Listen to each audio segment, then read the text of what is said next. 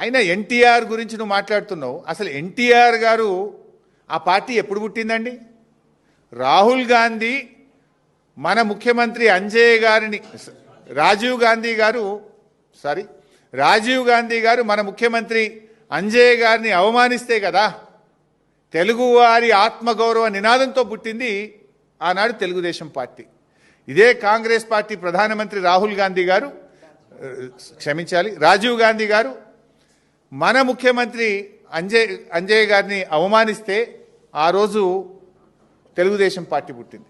తెలుగుదేశం పుట్టుకనే కాంగ్రెస్ వ్యతిరేకంగా. ఎన్టీఆర్ గారు ఆనాడు కాంగ్రెస్ పార్టీకి వ్యతిరేకంగా జాతీయ స్థాయిలో నేషనల్ ఫ్రంట్ నెలకొల్పిండు కదా. కాంగ్రెస్ భూస్థాపితమే నా లక్ష్యమని ఎన్టీఆర్ గారు ప్రతినబూనిండు కదా.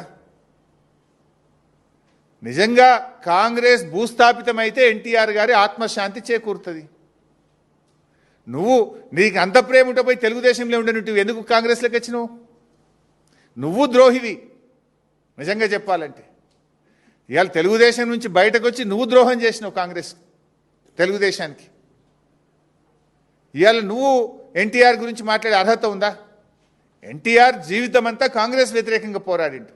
గల్లీ నుంచి ఢిల్లీ దాకా కాంగ్రెస్ వ్యతిరేకంగా పోరాడిండు. ఆ ఎన్టీఆర్ గారు ఎప్పుడు ఆత్మశాంతి చేకూరుతుందంటే కాంగ్రెస్ ఈ రాష్ట్రంలో భూస్థాపితమైతే ఎన్టీఆర్ గారి మనశ్శాంతి జరుగుతుంది.